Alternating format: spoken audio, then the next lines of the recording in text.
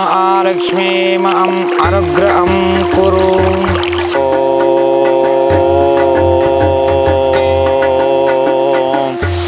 महालक्ष्मी माम् अनुग्रहं कुरु।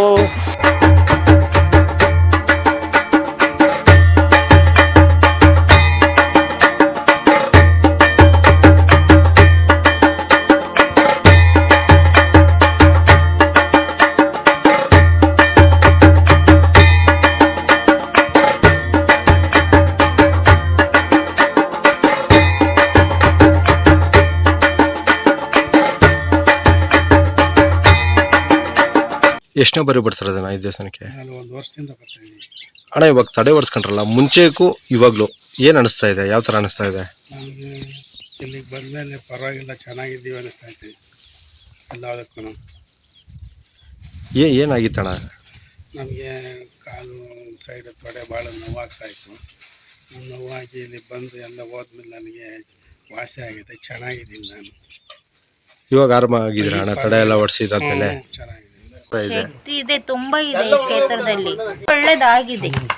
ಅವ್ರಿಗೆ ಓಡಾಡಕ್ ಆಗ್ತಿರ್ಲಿಲ್ಲ, ಇವಾಗ ಆರಾಮಾಗಿ ಓಡಾಡ್ತೀವಿ. ಆರಾಮಾಗಿ ಓಡಾಡ್ತಾರೆ. ಇವಾಗ ಆರೋಗ್ಯ ಸಮಸ್ಯೆ ತುಂಬಾ ಇತ್ತು. ನನಗೂ ತುಂಬಾ ಇತ್ತು. ಇವಾಗ ಬರ್ದಿಲ್ಲಂಗ ಆದ್ಮೇಲೆ ಜಾಸ್ತಿ ಆಗೈತೆ ಅಷ್ಟೇ.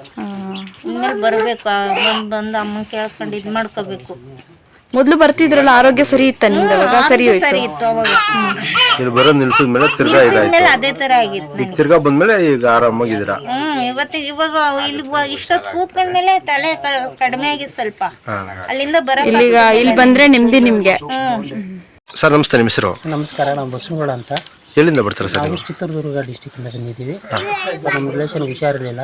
ನಾವು ವಿಡಿಯೋದಲ್ಲಿ ನೋಡಿದ್ವಿ, ಅಮ್ಮಂದು ಒಳ್ಳೆ ಇದೈತೆ ಅಂತ ಹೇಳಿದ್ರು. ಹುಷಾರಾಗ್ತಂದು ಗ್ಯಾರಂಟಿ ಇಟ್ಕೊಂಡು ನಾವು ಕರ್ಕೊಂಡು ಬಂದಿದ್ದೀವಿ. ಅವ್ರು ಹುಷಾರಾದರೆ ಬರ್ತಾನೆ ಇರ್ತೀವಿ. ಅಮ್ಮನಿಗೂ ಏನಾದ್ರು ಬೇಡ್ಕೊಂಡು ಹೋಗ್ತೀವಿ. ಸರ್, ಈಗ ಅವರು ಬರುವಾಗ ಯಾರಾದರೂ ಹಿಡ್ಕೊಂಬರ್ಬೇಕಾಯ್ತು.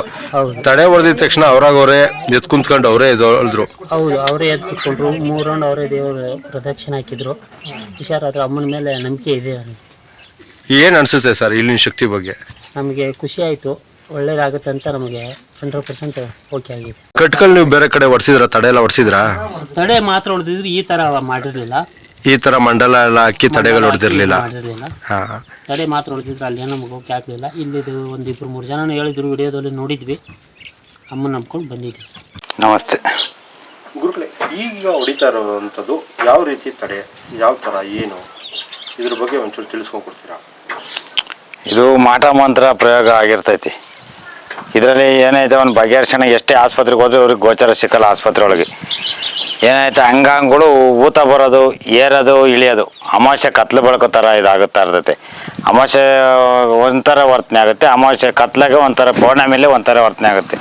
ಇದಕ್ಕೇನೈತೆ, ಯಾವ ದಿಕ್ಕಲ್ಲಿ ಅವ್ರಿಗೆ ತಲೆ, ಕೈಗಳು, 2 ಕೈಗಳು, 2 ಕಾಲುಗಳು, ಇವು ಶರೀರದಾಗ ಏನೈತೆ ಪಂಚೇಂದ್ರಿಯಗಳನ್ನ ಇಳಿಸ್ತಾ ಇರೋದು. ಇದು ಪಂಚೇಂದ್ರಿಯ ಕಟ್ಟುಗಳು. ಇವ್ರು ಯಾವುದೇ ಶರೀರದಾಗ ನರಗಳು ಇರುತ್ತಲ್ಲ, ಇದು ಪಂಚೇಂದ್ರಿಯ ಅಂದರೆ ನಮ್ಮ ಜ್ಞಾನೇಂದ್ರಿಯ ಹೆಂಗಿರುತ್ತೋ ಅದೇ ಥರ ಈ ಕಟ್ಟುಗಳು ಇವು. ಯಾವ ಶರೀರದಾಗ ಇರುತ್ತೆ, ನಾವು ಒಂದೊಂದು ಫಲ ನಿಂಬೆಹಣ್ಣು ಕುಯ್ದಾಕ್ತೀನಲ್ಲ, ನಿಂಬೆಹಣ್ಣು ಆ ದಿಕ್ಕಿನಲ್ಲಿ ಅದನ್ನು ಕಟ್ಟು ಕ್ಲೀನ್, ಅದು ಕೈಗಳು ಕ್ಲಿಯರ್ ಆಗೋ ತನಕ ನಾನು ಅದನ್ನು ಕುಯ್ದಾಕ್ತಲೇ ಇರ್ತೀನಿ. ನಾನು ಅದಕ್ಕೋಸ್ಕರ ಕಟ್ಟನ್ನ ನಾನು ಈ ಥರ ಹೊಡಿತಾ ಇರ್ತೀನಿ.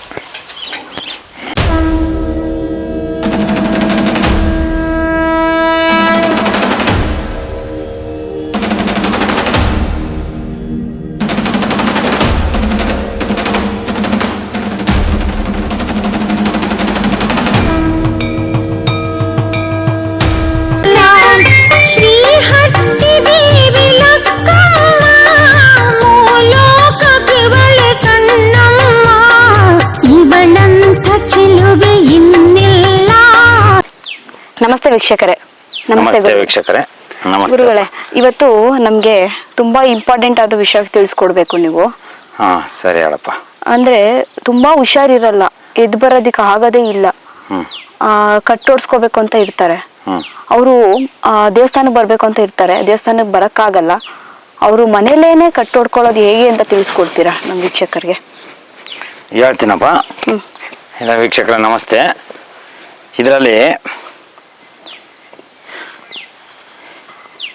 ಇದರಲ್ಲಿ ಏನೈತೆ, ಸ್ವಲ್ಪ ಕುಡಿಕೆ, ಇದಕ್ಕೆ ನೀರು ಹಾಕ್ಬೇಕು. ಇದಕ್ಕೆ 3 ಸಾಮಗ್ರಿಗಳು ನಾನು ಗುಪ್ತವಾಗಿಟ್ಟಿರ್ತೀನಿ. ಯಾಕೆಂದರೆ ಇದನ್ನು ಎಲ್ಲರೂ ಉಪಯೋಗಿಸ್ತಾರೆ ಇದನ್ನು. ಅದಕ್ಕೋಸ್ಕರ ನಾನು ಸೀಕ್ರೆಟಾಗಿ ಅದನ್ನು ಫೋನ್ ಮಾಡ್ಬೇಕಾದ್ರೆ ಇದನ್ನು ಕೇಳ್ಕೊಳ್ಳಿ ತಿಳಿಸ್ತೀನಿ. ಇದು ಸ್ವಲ್ಪ ಅರ್ಶಿನ ಕುಂಕುಮ, ಈ ನಿಂಬೆಹಣ್ಣು ಇದರೊಳಗೆ ಇಟ್ಬಿಟ್ಟು ಇದನ್ನೇನಾಯ್ತೋ ಒಂದು ಇಳೆದೆಲೆ ಇಡ್ಬೇಕು, 3 ಅಡಿಕೆ. ಇದ್ರ ಮೇಲೆ ಈ ತೆಂಗಿನಕಾಯಿ, ಈ ತೆಂಗಿನಕಾಯಿ ಆದಮೇಲೆ ಇದು ಈ ಬುತ್ತಿಗಟ್ಟಿ. ಈ ಬುತ್ತಿಗಟ್ಟಿನೇನೈತೆ ಈ ಥರ ಇಟ್ಬಿಟ್ಟು ಈ ಥರ ನಿಲ್ಲಿಸ್ತೀವನಪ್ಪ. ಇದ್ರ ಮೇಲೆ ಹಿಂಗೆ ನಿಲ್ಲಿಸ್ಬಿಟ್ಟು ನೆಲದಲ್ಲಿ ಈ ನಿಂಬೆ ಫಲ ಹಿಂಗೆ ನಿಲ್ಲಿಸ್ಬೇಕು. ಈ ಥರ ನಿಲ್ಲಿಸ್ಬಿಟ್ಟು 3 ಸತಿ ಇದ್ರ ಮೇಲೆ ಕರ್ಪೂರ ಹಚ್ಚಿ ಆ ಕಡೆಯಿಂದ ಈ ಕಡೆಗೆ 3 ಸತಿ ದಾಟಬೇಕು. ದಾಟ್ದಾಗ ಏನಾಗುತ್ತೆ, ದಾಟ್ಬಿಟ್ಟು ಇದ್ರ ಮೇಲೆ ಕಲ್ಲೆತ್ತು ಹಾಕ್ಬೇಕು. ಕಲ್ಲೆತ್ತು ಹಾಕಿದ ಮೇಲೆ ಅದನ್ನು ತಿರುಗಿ ನೋಡ್ದಂಗೆ ಹೋಗ್ಬೇಕು. ಇವೆಲ್ಲನೇನೈತೆ ಹಿಂಗೆ ಇಟ್ಕೊಬೇಕು. ಫಸ್ಟು ಹಿಂಗೆ ಇಟ್ಕೊಂಬಿಟ್ಟು ಅವ್ರಿಗೇನೈತೆ 21 ಸತಿ ನೆಲಕಾರ ಇಳೆ ತೆಗಿಬೇಕು. ಹಿಂಗೆ ಇಳೆ ತೆಗೆದ್ಬಿಟ್ಟು 21 ಸತಿ 3 ದಾರ ಕೂಡ ತಗೊಂಡೋಗ್ಬಿಟ್ಟು ಈ ಥರ ಜೋಡಿಸ್ಬೇಕು. ಇದೇ ಥರ ಇರಬೇಕು. ಜೋಡಿಸ್ಬಿಟ್ಟು ಅದನ್ನು ಕಲ್ಲೆತ್ತು ಹಾಕ್ಬೇಕು. ಕಲ್ಲೆತ್ತು ಹಾಕಿದ ಮೇಲೆ ಏನಾಗುತ್ತೆ, ಇವ್ರಿಗೆ 50% ಸಮಸ್ಯೆ ಬಗೆಹರಿಯುತ್ತೆ. ಇದರಲ್ಲಿ ಏನೇನು ಅನ್ನತಕ್ಕದ್ದು ನಾನು ತೋರಿಸ್ತೀನಿ ನೋಡಿ. ನಿಂಬೆಹಣ್ಣು, ಈ ಬುತ್ತಿಗಟ್ಟಿ, ತೆಂಗಿನಕಾಯಿ, ಎಲೆ ಅಡಿಕೆ, ಇದರಲ್ಲಿ ಒಂದು ನಿಂಬೆ ಫಲ ಹಾಕಿರ್ತೀನಿ ನಾನು. ಇದರಲ್ಲಿ ನೀರು, ಅರ್ಶಿನ ಕುಂಕುಮ ಹಾಕ್ಬೇಕು, ಬಿಳೆ ಸಾಸಿವೆ. ಇದರಲ್ಲಿ ಯಾವುದು ನಾನು ಗುಪ್ತವಾಗಿಟ್ಟಿಲ್ಲ, ಎಲ್ಲ ಪೂರ್ತಿ ಬಿಚ್ಚಿ ಏನೈತೆ ಪೇಷಂಟ್ಗಳಿಗೆ ಮತ್ತು ಅವ್ರ ಸಮಸ್ಯೆಗಳನ್ನ ಬಗೆಹರಿಸ್ಕೊಳಕ್ಕೆ ಒಂದು ದಾರಿ ದೀಪ ತೋರಿಸಿದ್ದೀನಿ. ಇದನ್ನೇನೈತೆ ಕೆಲವು ಜನ ಸೀಕ್ರೆಟಾಗೆ ಇದು ಮಾಡ್ಕೊಂತಾರೆ. ನಾನೇನೈತೆ ನಾಡಿನ ಜನತೆಗೆ, ನಮ್ಮ ಅಂಥವ್ರಿಗೆ, ನಮ್ಮ ವೀಕ್ಷಕರಿಗೋಸ್ಕರ ನಾವು ಬೇರೆಯವ್ರಿಗೆ ಅದಕ್ಕೆ ಇದಕ್ಕೆ ನಮ್ಮ ಪ್ರಚಾರಕ್ಕಾಗಲಿ ಇನ್ನೊಂದಕ್ಕಿಲ್ಲ. ನಮ್ಮ ವೀಕ್ಷಕರು ಏನೈತೆ ಅವ್ರ ಸಂಕಷ್ಟ ಮತ್ತು ಅವ್ರ ಒಂದು ಕಷ್ಟ ಪರಿಹಾರ ಮಾಡ್ಕೊಳಕ್ಕೋಸ್ಕರ ಇದರಲ್ಲಿ ಅನಂತರ ದೇವಸ್ಥಾನಗಳಿಗೆ, ದೇವಾಲಯಗಳಿಗೆ ಅವರ ಪ್ರವೇಶ ಮಾಡ್ಬೋದು. ಅಲ್ಲಿಗೆ ಒಂದು 50% ಅವ್ರಿಗೆ ಕ್ಲಿಯರ್ ಆಗುತ್ತೆ. ಗುರುಗಳು ಇದು ಯಾವ ಸಮಯದಲ್ಲಿ ಮಾಡಬೇಕು?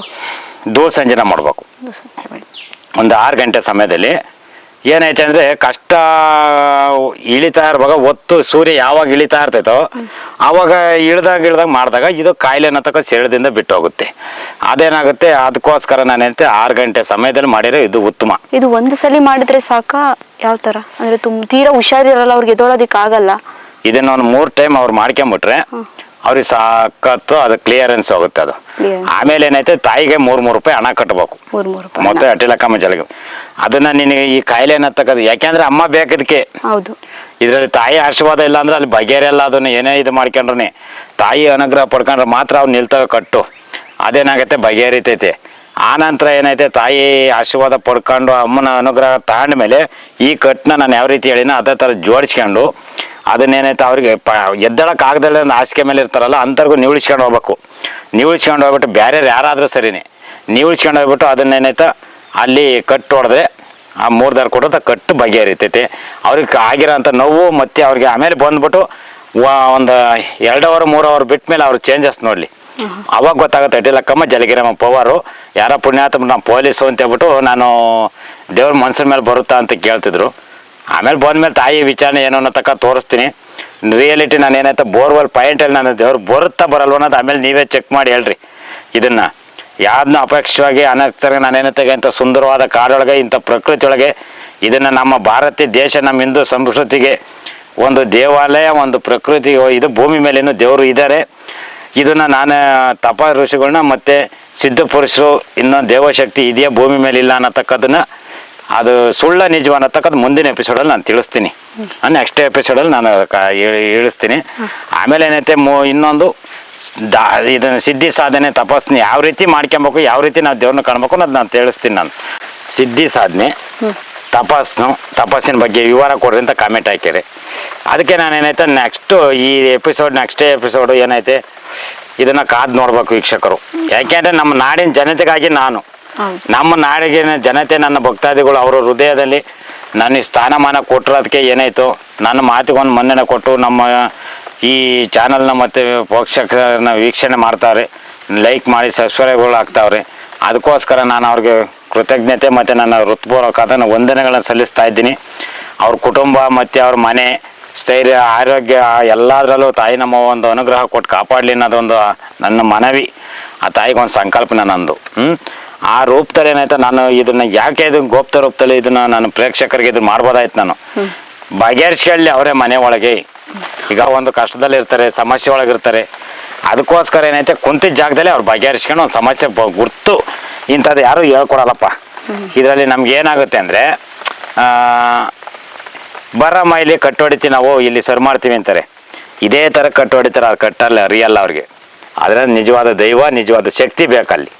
ನಿಜವಾದ ಶಕ್ತಿ ಇಲ್ದ ಮೇಲೆ ಅದೇನೇ ಮಾಡಿದ್ರು ಅದು ವ್ಯರ್ಥನೇ ಅದು. ಅದಕ್ಕೆ ಒಂದು ಕೆಲವು ಮಂತ್ರಗಳು ಅವೆ. ಆ ಮಂತ್ರ ತಂತ್ರ ಇದು ಎಲ್ಲದ್ರಲ್ಲೇನೈತೆ ಯಂತ್ರ ಮಂತ್ರ ತಂತ್ರ ದೈವ ಈ 4-5 ಪಂಚ ಏನು ಸೇರ್ಸ್ಕೊಂತವ. ಈ ಪಂಚೇಂದ್ರಿಯಗಳಲ್ಲಿ ಪಂಚೇಂದ್ರಿಯನು ಖಾಲಿ ಆಗುತ್ತೆ ಕೆಲಸಗಳು. ಮತ್ತೇನಾಗುತ್ತೆ, ನಾವು ತಪಾಸಿಗೆ ಇನ್ನೊಂದು ತಗ ಹೋದಾಗ ಒಂದು ನವರಂಧ್ರನ ನಾವು ಏನಾಯ್ತು ಬಂಧಿಸ್ದಾಗ ಏನೈತೆ ಒಳಗಿರೋ ಅಂಥದ್ದು ನೆಗೆಟಿವ್, ಒಳಗೆ ಏನೈತೆ ಆತ್ಮ ನೆಗೆಟಿವ್ ಇರುತ್ತಲ್ಲ, ಅದೇನಾಯ್ತು ಉಸಿರು ಕಟ್ಕೊಂಡು ಅದು ನಾನು ಬಿಟ್ಟು ಸಾಕು ಓಡಿಬಿಡೋಣ ಅನ್ನಿಸ್ತೈತಿ.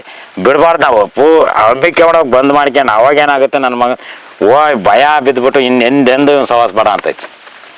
ಏನಪ್ಪ ಇವ್ರು ಇಂಥ ಸಾಕು ನನ್ನೇ ಅಯ್ಯೋ ಅನ್ನಿಸ್ಬಿಟ್ರು ನನ್ನ ಲೆಕ್ಕಾಚಾರಕ್ಕೆ ಶರೀರದಿಂದ ಬಿಟ್ಟು ಹಚ್ಕೊಬಿಡುತ್ತೆ. ಅಷ್ಟು ತರಕೆ ಇದು ಬಂಧಿಸ್ತೀವಿ ನಾವು.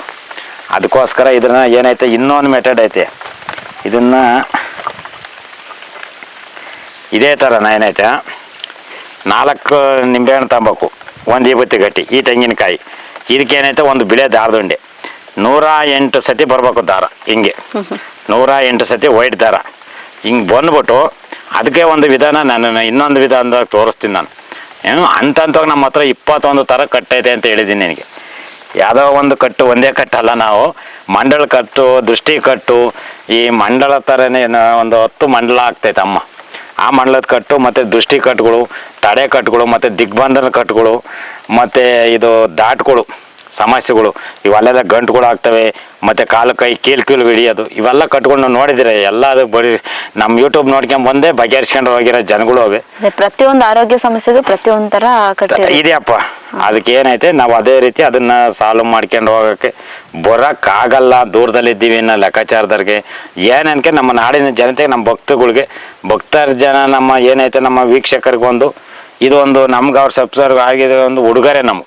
ಈಗ ನಮ್ಮನ್ನ ನಂಬಿ ನಮ್ಗೊಂದು ಸ್ಥಾನಮಾನ ಕೊಟ್ಟಾಗ ಏನೈತೆ ನಾವು ನಮ್ಮ ಹೃದಯದಲ್ಲಿಂದ ನಮ್ಮಲ್ಲಿ ಏನಿದೆಯೋ ಅದನ್ನು ಅವ್ರಿಗೆ ತೋರ್ಪಡಿಸಿ ಅವ್ರಿಗೊಂದು ಒಳ್ಳೇದಾಗಲಿ, ಒಂದು ಅನುಕೂಲತೆ ಆಗಲಿ ಅನ್ನೋ ಲೆಕ್ಕಾಚಾರಕ್ಕೆ ನನ್ನಲ್ಲಿರೋದು ಏನು ಗೋಪ್ತಾಗಿಲ್ದಲೆ ಬಹಿರಂಗದಾಗ ನಾನು ಹೇಳ್ತಾ ಇದ್ದೀನಿ. ಅದನ್ನು ಬಗೆಹರಿಸ್ಕೊಂಡು ಮುಂದೆ ನಾನು ಏನೈತೋ ಒಂದು ಅನುಕೂಲತೆ, ಒಂದು ಸುಖ ಜೀವನ ಕಂಡ್ಕೊಳ್ರಿ ವೀಕ್ಷಕರೇ. ನಮಸ್ತೆ ವೀಕ್ಷಕರೇ. ನಮಸ್ತೆ. ಹಾಗೆ ಸಬ್ಸ್ಕ್ರೈಬ್ ಮಾಡ್ಕೊಳ್ಳಿ, ಲೈಕ್ ಮಾಡಿ, ಶೇರ್ ಮಾಡಿ, ತಪ್ಪದೇ ನಮ್ಮ ಚಾನಲನ್ನು ಪೂರ್ತಿಯಾಗಿ ನೋಡಿ. ನಮಸ್ಕಾರ.